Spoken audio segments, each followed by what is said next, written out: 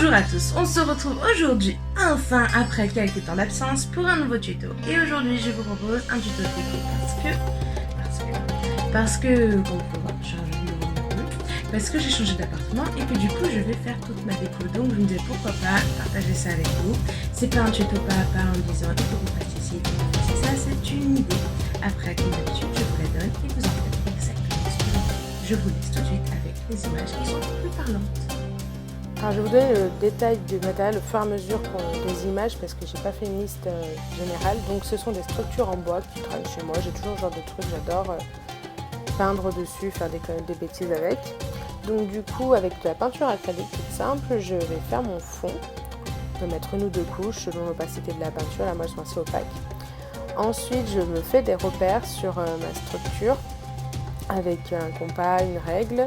Je vais tracer les deux axes perpendiculaires pour avoir à peu près le centre et pour m'aider. Et ensuite à main levée, je viens faire des dessins.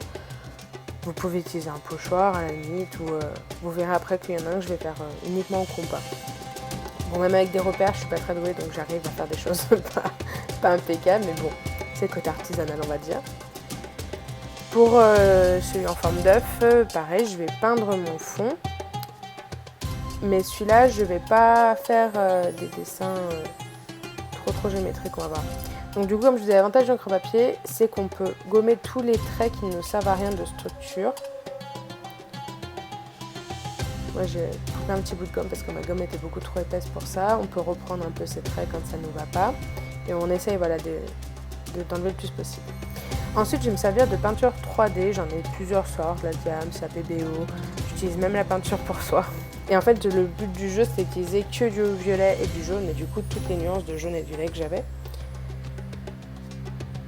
Donc, on commence par faire les contours, et vous verrez que je vais les reprendre plusieurs fois. Donc, si c'est pas parfait la première fois, c'est pas grave, c'est juste quand même pour se rappeler à peu près où est-ce qu'on veut aller. Mais ça se reprend assez facilement. Je vous montre une astuce quand ça se bouge, parce que ça se bouge très facilement. Avec une petite aiguille, il faut enlever le bouchon. En gratouillant plusieurs fois avec un cure-dent et une aiguille, ça part. Et si vraiment ça part pas à l'eau chaude, ça peut finir par partir. Mais c'est tout à fait normal que les bus se bougent. Il y a des peintures, ça le fait jamais, mais il y en a d'autres, ça le fait à chaque fois et même en quelques minutes. Et donc une fois que c'est tout prêt, on repart. Enfin, juste mieux. J'adore la peinture 3D, mais je trouve ça des fois un peu... Il y a des couleurs, elles sont un peu dures à travailler. Vous verrez que je vais galérer avec des dorés ou des trucs comme ça. Faut trouver le coup de main. Ensuite, pour mon autre dessin, je vais me servir comme base d'un emporte-pièce, tant qu'à faire. Je vais faire le contour de ma forme, et après le reste, je vais me servir de 2-3 autres emporte-pièce, et après le reste, je vais le faire à main levée. Donc là, vous voyez pas très bien, mais l'écran papier, même sur un fond foncé, quand vous êtes devant, on voit quand même ce qu'on a dessiné.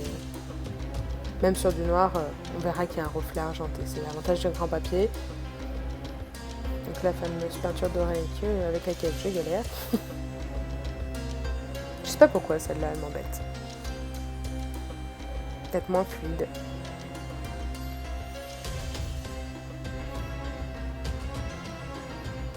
Faut pas prendre peur avec ce genre de choses. Au départ, on dit qu'est-ce que j'ai fait, c'est moche, pas beau. Et en fait, c'est une fois que c'est fini, qu'on a fait tout ce qu'on voulait faire dessus, que ça a un peu plus de gueule quand même. Au départ, je vous l'accorde, ça n'a pas beaucoup de gueule.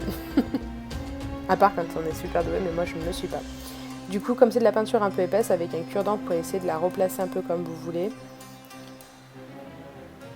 Et ce qui est cool avec les PBO Déco 3D, c'est qu'il y a vraiment plein de nuances. Ça va des couleurs opaques en passant par des couleurs comme la nacrée, des paillettes. Il y a vraiment beaucoup de nuances pour certaines couleurs. J'aime beaucoup ce genre de peinture.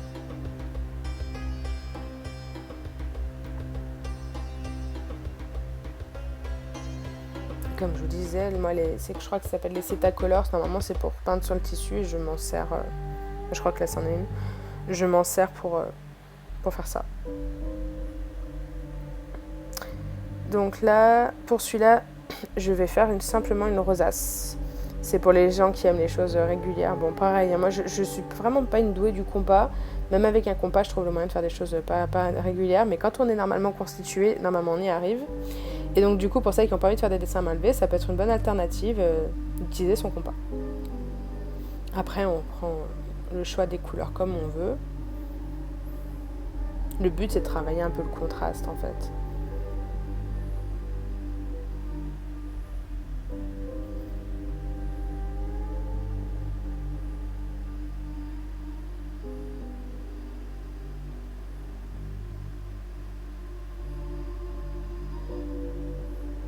Puis le but de la partie, c'est de ne pas taper dans la couleur qu'on vient de mettre aussi. Ça aussi, c'est un petit exercice.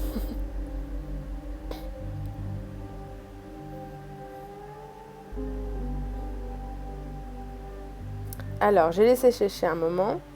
Et là, je vais passer au remplissage. Donc, je vais remettre de la peinture acrylique dans les parties qui m'intéressent. Après, c'est comme vous voulez. Si vous voulez aussi laisser le fond tel quel, vous pouvez. Moi, je trouve ça plus joli. Puis comme du coup, j'avais le challenge de 2 couleurs, j'ai utilisé le plus d'alternatives possibles entre mes peintures 3D et mes peintures acryliques pour avoir le plus de nuances possible, pour vous montrer toute la palette possible. Alors, il y a des peintures, il faut se méfier, du coup, elles sont un peu trop transparentes, là, comme celle-ci. Ça fonce un peu la case, mais elle était vraiment trop transparente. Ça se voit plus à la caméra qu'en vrai. Quand vous avez repris les couleurs que vous voulez, vous pouvez repasser encore une épaisseur sur vos traits. Déjà, ça permet de nettoyer quand vous avez dépassé avec votre peinture acrylique. Et puis, ça rend plus net le tracé. Là, on voit bien aussi la différence. Fiez-vous souvent à la couleur du tube et pas à la couleur qui en sort pour les 3D. Parce que là, on a bien vu que fraîche, elle est très claire, alors que foncée, elle a bien la couleur du prune. Là, pareil, je continue mes petits remplissages. Et la bonne idée d'essayer de peindre avec de la peinture 3D, c'est pas ce qu'il y a de mieux. Faire des traits, oui, peindre, non. Là, c'est vraiment le moment où on commence à s'amuser. Et moi, ce que je préfère, c'est une des dernières étapes. On va voir ensemble après.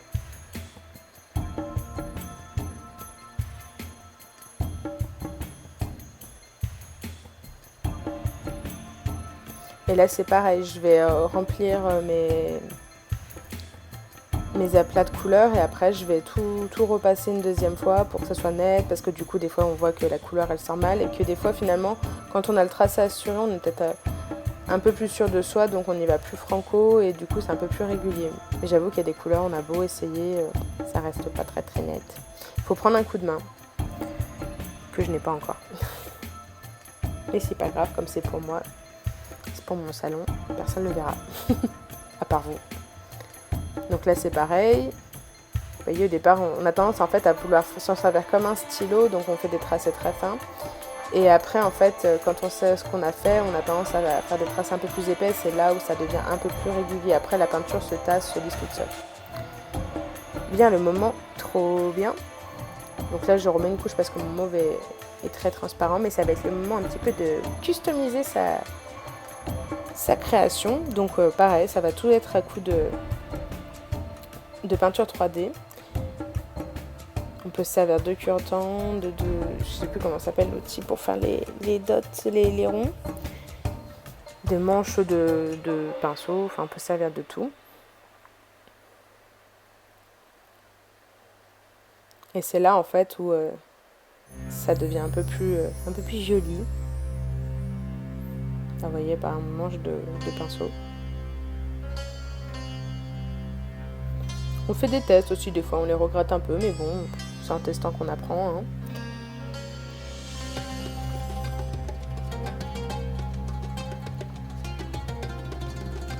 Et l'avantage, c'est qu'on n'a pas besoin de savoir faire des gros trucs avec des petits points et des couleurs, ça fait tout de suite son travail.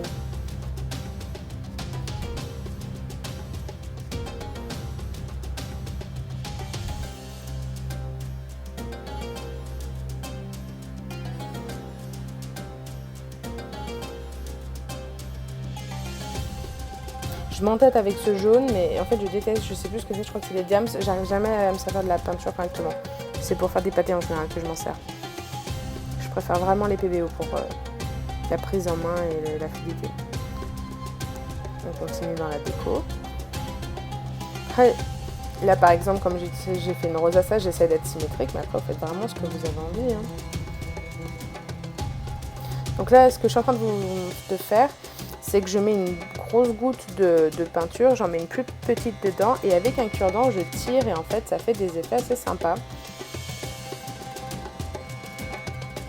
Ça peut faire des jolis contrastes, ça peut habiller aussi une déco comme ça, c'est sympa.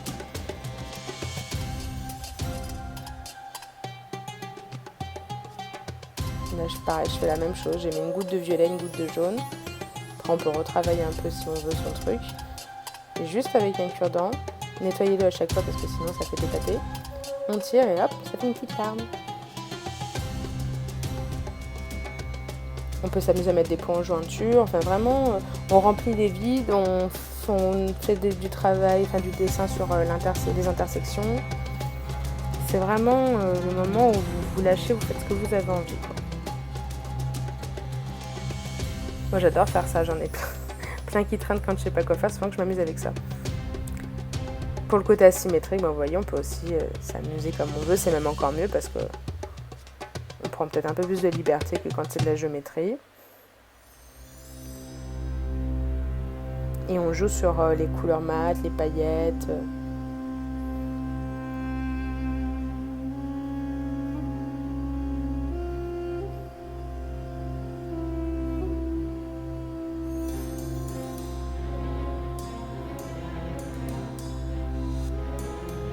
Je me suis pas arrêtée là, j'ai eu envie de mettre des strass, des strass en plastique. Hein. Et donc du coup, je les ai collés avec ma colle, ma azulite. Je me suis aidée d'une petite pince. Et je trouve que ça donne un côté, ça joue encore plus avec les effets en fait, entre le mat de la peinture, le brillant du strass.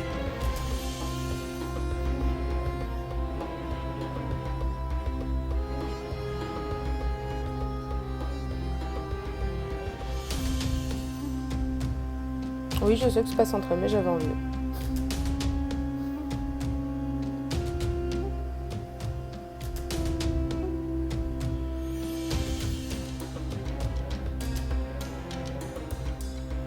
Et j'ai toujours joué le jeu du jaune et violet.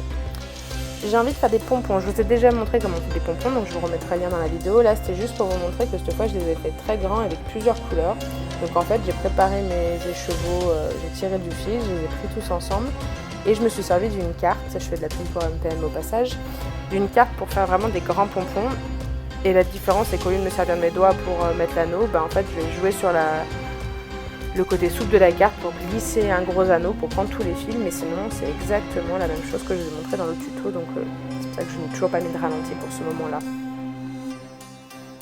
Donc voilà, pour vous montrer qu'on peut faire des pompons avec plusieurs couleurs sans problème. Du coup là j'ai mis beaucoup de tours de fil pareil pour jouer sur la couleur, hein. Après vous attachez comme vous voulez, mais moi c'était pour avoir jaune-violet là-dessus. Et comme d'habitude on coupe. Alors du coup un gros pompon comme ça on passe pas mal de temps pour le brosser, mais ça se fait aussi. Et du coup je n'ai pas filmé, mais j'en ai fait un deuxième. Là je vous conseille vraiment d'y aller mèche par mèche. Des fois il y en a qui sont un peu persistants, donc à la main vous pouvez les dérouler et après rebrosser, et ça fera l'effet que vous voulez. Et je vous rappelle qu'après il faut leur faire une bonne coupe de cheveux, sinon c'est pas très net.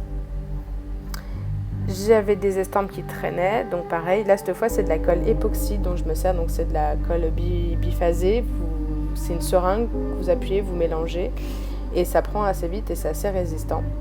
Donc du coup mes estampes je les ai placées, je me suis fait des petits repères parce que comme je l'avais collé sur l'arrière, savoir si j'étais à peu près centrée, mais après en prenant délicatement le travail, vous pouvez replacer, vous avez le temps de travailler un petit peu la position. Par contre, après, une fois que vous êtes décidé, vous ne touchez plus, sinon ça bouge. Et puis, vous laissez bien à plat parce que ça pourrait glisser. Ensuite, je marque mes centres, on va dire, haut et bas pour attacher. Et je vais monter des petites chaînes à mes pompons. Et je vais travailler pour tout l'assemblage avec des petits bouts de chaîne comme ça. C'est de la chaîne où il y a 100% d'allergie. Donc, ça finit en déco. Ensuite, je vais mettre de la colle sur l'arrière, en bas et en haut, et je vais coller mes morceaux de chaîne. Là où je veux joindre mes éléments. Je remets un peu de colle dessus pour faire un joint et je vais me servir d'organza pour faire la bélière. Allez-y avec quelque chose, ne touchez pas la colle parce que c'est assez poisseux, assez dégueulasse à travailler. À un moment j'aurais dû mettre des gants, mais comme d'habitude je n'en mets pas.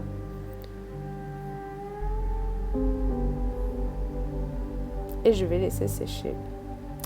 Et quand c'est sec, je retourne, mais vous doutez qu'il y a eu un temps, j'ai pas retourné ça d'un seul coup, j'ai laissé sécher. J'attache mes pompons là où ça me fait plaisir. Pareil, les anneaux, ça va être des anneaux que j'ai fabriqués avec un morceau de fer et une grosse pince. Et voilà, c'est prêt à aller sur le mur. Et quand j'en aurai marre, j'aurai qu'à l'enlever.